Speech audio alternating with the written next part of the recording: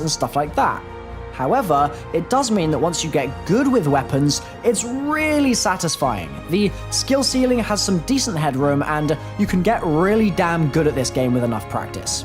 That said, if you're getting frustrated, you can always switch up your playstyle and try something else to refresh yourself, because there's always more stuff to do in-game. So, that marks the end of this very quick introductory look at Battlefield 1 from yours truly, Mr. Roffle Waffles. There's plenty of depth to the game, and this is only scratching the very surface of what it has to offer. So, it's my pleasure to basically say, welcome to Battlefield.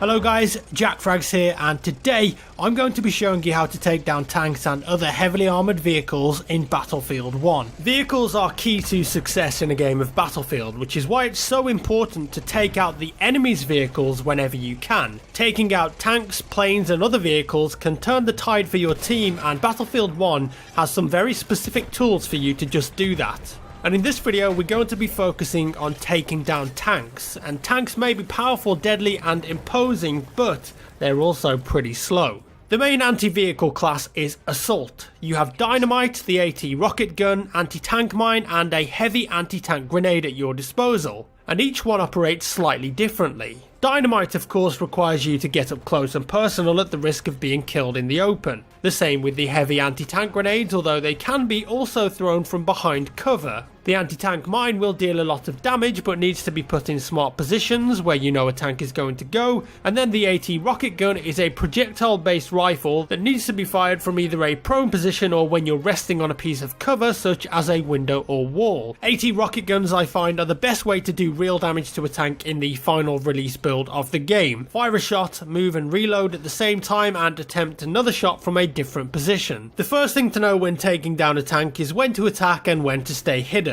Being in a built up area with lots of cover and windows will put you in good stead to defeat them, assuming of course they venture that far in. Also, working with your team and organising a combined simultaneous attack is the best way of taking them down. If two assault players hit a tank with a rocket gun, they're probably going to either disable it or almost be there, and then you can head in and try and finish them off with an anti-tank grenade. Likewise, a few squad members hitting a tank with anti-tank grenades at the same time will deal massive damage. The important thing is to not engage tanks in open areas, it will end badly. You need some cover to get behind to be effective, and constantly change your attacking position. Remember though, tanks can self-repair, so you've got to make sure that your attacks are consistent and relentless to make sure that that player can't repair and get away. And this I think is where the Scout class comes in handy, and more specifically the Scout class equipped with K-Bullets. K-Bullets do a small amount of damage to vehicles, and while they don't take down a tank on their own, unless it's extremely low of course and almost dead, they do serve another very important purpose. If you hit a tank with a K-Bullet, it will stop it from repairing. Hitting a tank repeatedly with K-Bullets will stop its repair cycle completely and enable your assault teammates to keep on doing damage. And when a tank is disabled, this is when it's at its most vulnerable.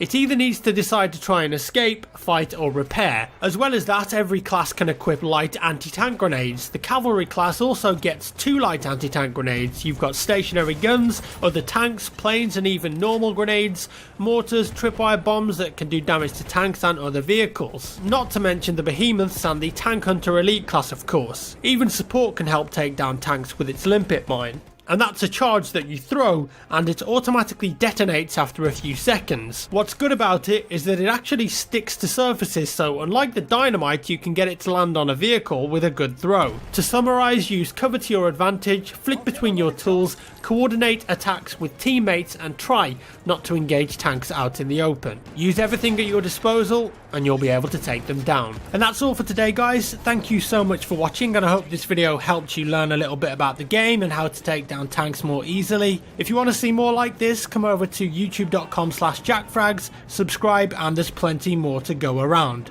Once again, thank you for watching guys, and I'll see you in the next one.